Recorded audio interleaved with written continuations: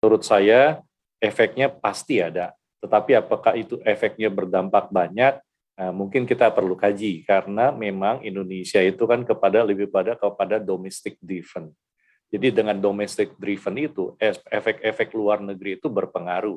Kalau efek misalnya seperti Evergrande, mungkin secara government maupun swasta kita kan tidak banyak berhubungan dengan mereka sehingga mungkin efeknya tidak berdampak besar.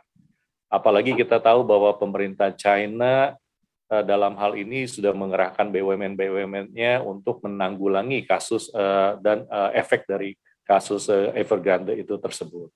Tapi mengenai tapering, yes, kita harus waspadai karena ini berdampak secara global. Menurut saya demikian. Baik, ini apa yang perlu di-adjust Anda sebagai pelaku pasar di domestik? Ya, mungkin mengenai kita mesti melihat pemerintah mesti lebih memperkuat sisi domestiknya kita. Salah satunya adalah sekarang sudah bagus sekali kalau kita lihat rata-rata kasus pandemi di Indonesia kan less than 1,000 ya, kurang dari 1.000. Kalau dibanding dengan negara tetangga kita yang paling dekat udah 4.000-an dengan jumlah populasi penduduk yang jauh lebih kecil. Oleh sebab itu salah satunya memang efek-efek tersebut seperti mengatasi pandemi ini, lalu memperkuat ekonomi kita, dan lain sebagainya, itu adalah salah satu yang sangat bagus menurut kami, supaya bisa menjaga kestabilan dan growth ekonomi negara Indonesia.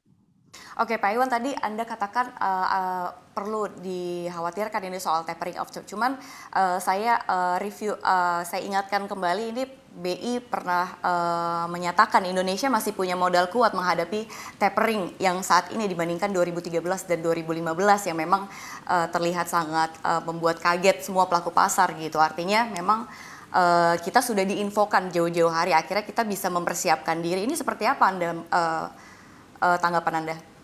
Ya, menurut saya memang pemerintah dalam hal ini BI bekerja sama juga dengan OJK, Menteri Keuangan.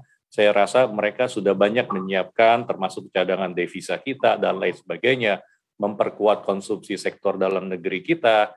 Saya rasa itu langkah-langkah yang penting yang memang bisa dilakukan. Yang memang rencananya pemerintah Amerika kan mulai bulan November 2021 ini akan melakukan tapering secara bertahap, yang mana akan mempengaruhi kepada tingkat inflasi di global, yang mempengaruhi ke Indonesia juga.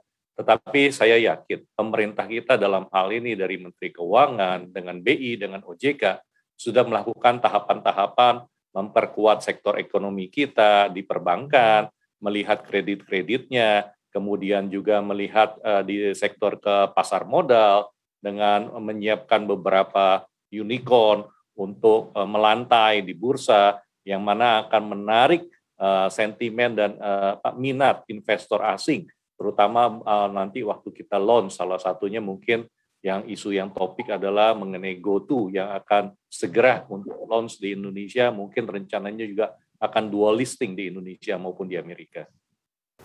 Untuk informasi lebih lengkap dan berita terkait, klik link yang ada dalam deskripsi. Dan jangan lupa untuk install aplikasi CNBC Indonesia di App Store dan juga Play Store. Jangan lupa subscribe ya.